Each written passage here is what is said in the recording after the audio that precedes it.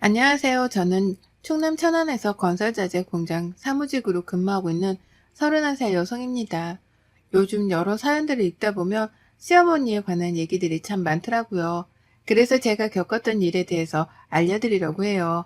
저희 시어머니도 보통의 사람들처럼 집에서 살림만 하셨던 가정주부세요. 하지만 하나밖에 없는 아들이 저와 결혼하니 질투가 나셨는지 저를 괴롭히고 싶으셨는지는 모르겠지만 결혼 후 온갖 시자짓을 시도하려다 결국 저한테 호되게 당하셨거든요. 그 뒤로 정말 착하고 인자한 시어머니가 되셨어요. 그럼 지금부터 제 사연을 시작하겠습니다. 저는 보통의 평범한 집안에서 자랐어요. 곧 정년퇴직을 앞두고 계시지만 회사원이신 아버지, 가정주부인 어머니와 남동생 하나, 이렇게 네 식구가 오순도순 잘 살았죠. 형편이 엄청 넉넉한 편은 아니었지만 그래도 남들 하는 거 하는 만큼은 하고 살았어요. 자식 사랑은 누구한테도 지지 않으실 만큼 대단하셨던 부모님 덕에 학창 시절에는 공부에 대한 스트레스, 부모님과의 다툼은 없이 무난히 지나갔습니다. 그러다 IMF를 겪게 되면서 아버지가 실직되셨던 적이 있었어요. 처음으로 사고 싶은 걸 못 샀던 시기였고 부모님이나 저희나 모두 힘들었던 시기였어요. 금술이 좋으셨던 부모님이 처음으로 돈 때문에 다투시기도 해서 어렸던 제 기억에는 돈이 많으면 싸우지도 않고 힘들지 않을 거라는 생각을 했어요. 그래서 저는 점점 커갈수록 대학 진학보다는 빨리 취업을 해서 돈을 벌고 싶은 욕구가 강했죠. 그렇게 고등학교도 실업계로 진학을 해서 일찍이 취업을 위해 자격증 공부를 시작했습니다. 고등학교를 졸업 후에는 현재 다니고 있는 직장에 취업을 하게 됐습니다. 이름을 대면 누구나 알만한 대기업 생산직으로 취직을 하게 됐는데 돈을 벌 수 있다는 사실에 얼마나 기뻤는지 몰라요. 사회초년생치고는 3교대 근무라 급여가 센 편이었거든요. 그러다 근무한 지 7년 정도가 흘렀을까요? 저도 현장직에서 나름 짬이 찼던 터라 작업반장, 팀장까지 거쳐 나름 높은 자리에 올랐어요. 요즘 젊은 사람 치고는 대단해. 힘들다고 이런 일 안 하는 게 대다수인데 지은 씨는 내가 봐도 대단해. 지은 씨가 있어서 얼마나 다행인지 몰라. 나이가 적던 많던 잘 이끌어줘서 공장이 잘 돌아가지 뭐야.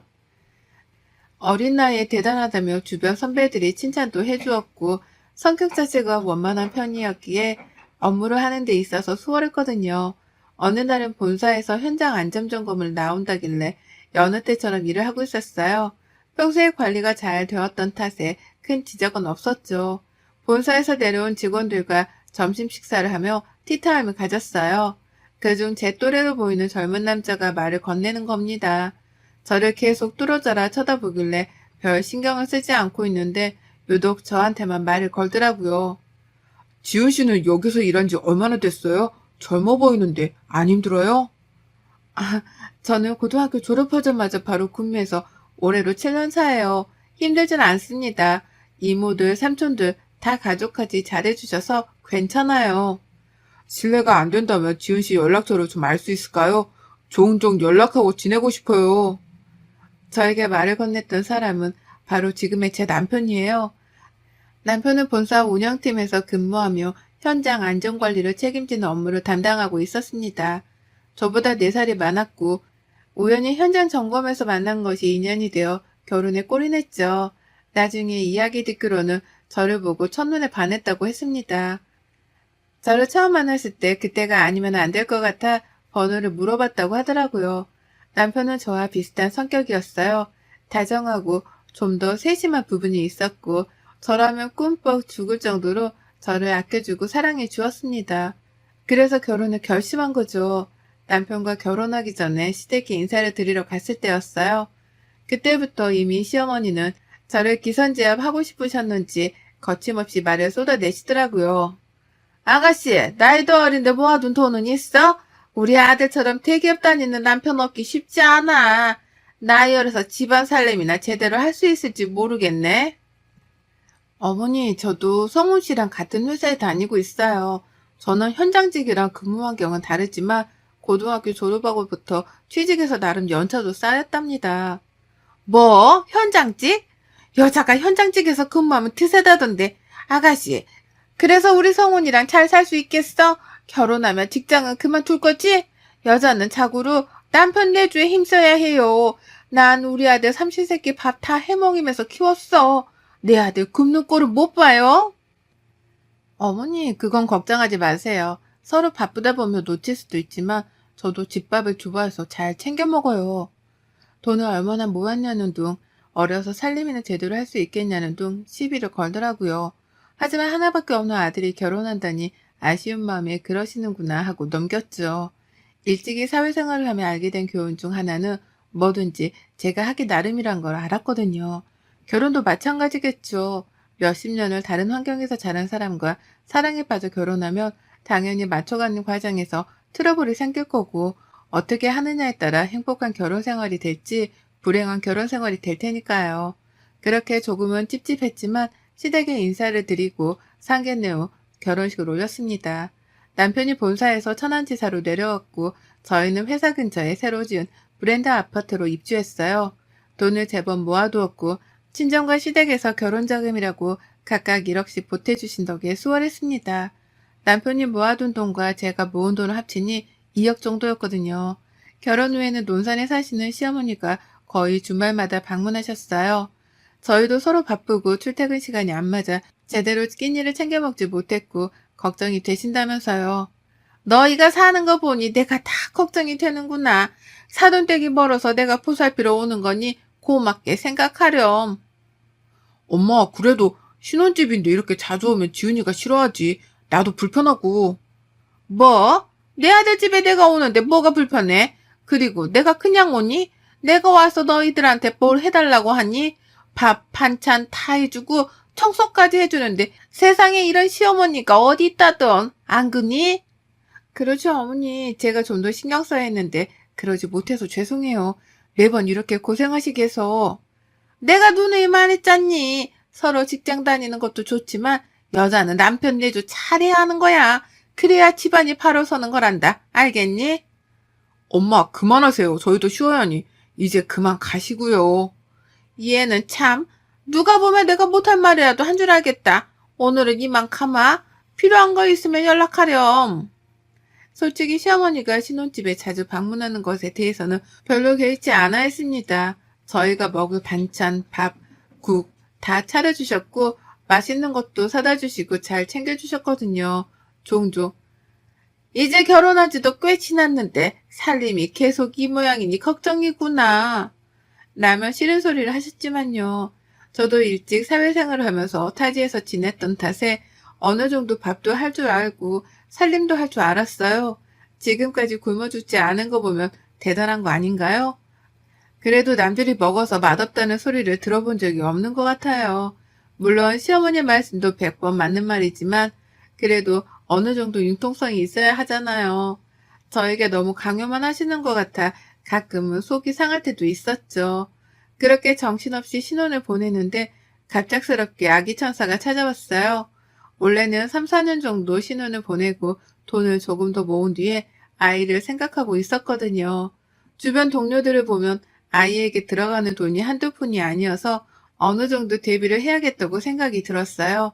현장직에서 임신한 몸으로 근무를 하기에는 어려웠고 그만둬야 하나 생각하던 찰나 저를 좋게 봐주셨던 과장님이 사무직으로 전환해서 근무를 하는 것이 어떻겠냐 제안을 하셨어요. 지은 씨가 현장 경험도 충분히 있고 어떻게 돌아가는지 잘 알기 때문에 불렀어. 인사팀에서 근무하면서 직원들이랑 소통도 좀 해주고 그랬으면 좋겠는데 7년이면 군대에서도 웬만한 짬밥인데 그거 무시 못하거든. 내년이면 벌써 10년 차네? 좋게 봐주셔서 감사해요. 그만둬야 하나 생각했거든요. 만사구를 현장 일 하려니까 막막하더라고요. 지은 씨니까 이렇게 추천도 하는 거야. 지난번 현장 점검 때 본사 사람들도 지은 씨 되게 좋게 봐더라고. 사무직에서 경험 더 쌓으면 서울 본사도 노려볼만 하겠는데 이미 고가 점수는 따놓은 당상이고 지난번 점검 때 우수 지점 선정된 거 다 지은 씨 덕분이라고 공장장님도 좋아하셨거든. 정말요? 저야 제 일을 했을 뿐이고요. 그렇게 생각해 주시니 감사할 따름이네요. 그럼 다음 주부터 인사팀으로 출근해서 업무 익혀. 육아휴직 하기 전까지는 할 수 있을 거야. 그렇게 어려운 일도 아니니 지은 씨라면 금방 적응할 것 같은데. 그렇게 인사팀으로 업무를 옮겨 어느 정도 익힌 뒤 아이를 출산하게 되었어요. 인사팀 업무가 재택으로 할 수 있는 부분도 있어서 육아휴직을 하고 난 뒤에도 일을 할 수 있었습니다. 제가 집에 있는 시간이 많아지자 이때다 싶었는지 시어머니는 저에게 살림을 가르치려고 아등바등 하셨죠. 한 번은 김치를 담그는 법을 알려주시겠다며 적응해야 한다고 한 달에 한 번 김장을 하시더라고요. 그것까진 좋았습니다. 하지만 너무 자주였어요. 반찬이며 밥이며 국이며 저도 나름 할 줄 아는데 완전 햇병아리 취급을 하더라고요. 장은 어디서 뭘 어떻게 봐야 하며 어떤 부분까지 생각하고 물건을 골라야 한다는 둥, 마트는 절대 안 가시고 오로지 재래시장을 고집하셨어요. 솔직히 천안의 재래시장을 찾아볼래야 찾아볼 수가 없거든요. 시댁이 논산이었는데 그쯤 가야 있을까 말까 했죠. 규모도 그렇고 크진 않았고요. 한 번은 마트에서 밀키트 음식을 사서 조리해 먹다가 시어머니가 그걸 보고는 기겁을 하시더라고요. 육아도 하랴 일도 하랴 살림도 하랴 너무 지쳐 딱 한 번 사먹는 걸 하필 그때 보신 거죠. 그래도 시어머니가 살림 가르쳐 주신다면서 저도 집에서 음식 해먹고 식비도 줄이고 좋았던 점도 있었지만요. 육수도 직접 청성껏 우려내고 재료도 하나하나 다 손질해서 먹어야지. 음식은 정성이야. 너 나한테 살림 배우고 눈 가리고 아웅한 거니? 늘 이렇게 사 먹어? 내가 가르쳐준 대로 하지 않고? 아니요, 어머니. 이번에는 제가 너무 힘들어서 사 먹었어요. 하기 힘든 음식이기도 하고 번거로워서요. 다음부터는 알려주신 대로 잘 해먹을게요. 아직도 배워야 할 게 많은데 내가 잠시 방심했던 것 같구나. 음식을 사 먹다니. 근데 웃긴 건 뭔 줄 아세요? 그 물키트 음식 해물 된장찌개였는데 시어머니가 제일 맛있게 드셨어요. 안에 들어있던 바지락이 실하다면서 쏙쏙 잘 골라 드시더라고요. 그리고 누가 봐도 외식은 안 하고 집에서만 음식 해 드신 줄 아는데 시어머니 외식 좋아하시거든요. 지난번에는 동네 친구분들과 감자탕도 드시러 가시고 추어탕도 드셨어요. 내로남불이 따로 없었지만 그러려니 했어요. 하지만 저도 사람인지라 계속 재촉하시고 뭔가를 하려고 하시니 육아를 해야 하는 제 입장에선 지치더라고요. 그러다 제가 폭발한 결정적인 사건이 있었어요. 시어머니 고향이 부안이신데 고향에서 어업을 하시는 친구분이 계시나 봐요. 시어머니가 바닷가 사람이라 워낙 해산물도 잘 드시고 젓갈류랑 생선류를 되게 좋아하시거든요. 보통 사람들 같으면 젓갈을 조금씩 사다 먹잖아요. 근데 시어머니는 본인 입맛에 맞게 직접 담궈 드세요. 그 정도로 좋아하시거든요. 어느 날 오징어를 100마리 사오신 거예요. 어머니, 이게 다 뭐예요? 웬 오징어가 이렇게 많아요? 많긴 많아 보여도 젓갈 담그면 막상 없다. 젓갈만 담그겠니? 국도 해먹고 튀김도 해먹고 오징어를 해먹을 수 있는 음식이 얼마나 많은데 얘는 결혼한 지 벌써 몇 년인데 그 정도 눈치도 없니? 아우, 그래도 너무 많아 보여요. 직접 사오신 거예요? 고향 친구가 먹어보라고 보내줬다. 조금 싸게 준다길래 200마리 더 시켰어. 젓갈 담궈 먹어야지. 그래서 말인데 내가 가르쳐 줄 테니 이 기회에 젓갈 담그는 법도 좀 배워. 네? 이렇게 많은 걸 저보고 하라고요? 누가 다 먹어요. 그이도 젓갈 안 먹고 저도 안 먹고. 하라면 해야지. 무슨 말이 그렇게 많니? 어머니, 그래도 300마리는 너무 많아요. 어떻게 제가 저걸 다 해요? 내가 옆에서 도와준다고 하잖니. 원래 배울 때 힘들게 배워야 기억이 남는 거야. 그리고 나만 먹니? 막상 담그면 너희도 먹고 다 같이 먹는 건데 뭐가 그리 불만이니? 솔직히 오징어 2~3마리도 많은데 200마리가 가당키나 한가요? 더군다나 손질도 안 해서 제가 처음부터 끝까지 다 해야 할 판이었어요. 제가 하기 싫은 표정으로 넋을 놓고 있자 시어머니가 저를 설득시키려고 말을 건네시더라고요. 일단 냉장고에 보관할 테니 시기 봐서 하자꾸나. 그렇게 알고 있어? 그리고 너무하다 생각하지 말렴. 정 그러면 내가 너 좋아하는 음식도 해주고 그러면 되잖니. 삐딱하게 생각하지 말고 그러려니 해. 며칠 뒤 친정 부모님에게 아이를 맡기고 시댁으로 건너가서 오징어 젓갈을 담갔습니다. 아침부터 밤 늦게까지 오징어 손질에 염장에 정말 손이 많이 가더라고요. 시어머니는 가르쳐준다는 명목하에 입만 바쁘셨어요. 정말 손 하나 까딱 안 하더라고요. 그래서 처음부터 끝까지 제가 다 했습니다. 밤늦게 집으로 돌아와서야 겨우 몸을 니울 수 있었어요. 정말 힘들었거든요. 몇십 마리도 아니고 몇백 마리를 손질하고 오징어라며 치가 떨리더군요. 잠에 들기 전 시어머니의 말을 곰곰이 생각했어요. 저는 이대로 가만히 있다가는 오징어 젓갈이 아니라 가게를 차릴 수도 있을 것 같아 결심했어요. 눈에는 눈, 이에는 이. 시어머니가 하셨던 말씀 그대로 해드리기 위함이었죠. 제가 유일하게 환장하고 먹는 해산물이 꽃게거든요. 쪄먹던, 게장을 담궈 먹던 꽃게는 일주일 내내 밥 대신 먹으라면 먹을 수 있을 정도로 좋아합니다. 그래서 마침 꽃게철이 되기도 했고 꾀를 부리기 시작했죠. 어머님, 요즘 꽃게가 그렇게 제철이라던데요. 저 꽃게장이 너무 먹고 싶어요. 음식 솜씨가 좋으시니까 혹시 해줄 수 있으신가요? 저번에 저 좋아하는 거 해주신다고 하셨잖아요. 그렇지? 꽃게? 게장이 먹고 싶은 거냐? 얼마나 해주면 돼? 저는 양념 간장 다 좋아해요. 간장이 먹고 싶어요. 해주실 수 있으세요? 그럼 뭐 얼마나 된다고 몇 마리나 해주련? 너 혼자 먹으니까 넉넉히 10마리 정도면 되니? 아니요. 저 하루에 몇 마리씩은 먹어요. 어머니 친구분이 수산물 매장 운영하신다면서요. 꽃게철이고 하니 한 150마리 정도만 해주세요. 그 정도는 한 달이면 다 먹어요. 뭐? 150마리? 15마리가 아니고 지금 너 나한테 복수하는 거니? 네, 복수라뇨. 제가 먹고 싶은 거 해주신다길래 어머니 음식 솜씨는 온 식구가 보장하니까 믿고 맡기는 거죠. 제가 꽃게를 워낙 좋아해서요. 원래 사 먹었었는데 어머니 음식 맛에 길들여져서 못 사 먹겠어요. 너 이 150마리가 적은 줄 아니? 너 지금 나랑 장난하니? 시어머니는 150마리라고 하니까 기겁을 하시더라고요. 솔직히 꽃게 손질하려면 만만치 않거든요. 마트에서 냉동 꽃게로 담궈 먹으면 그만이에요. 근데 저도 참을 만큼 참았거든요. 어머니, 그래도 양심은 있어서 꽃게는 제가 주문했어요.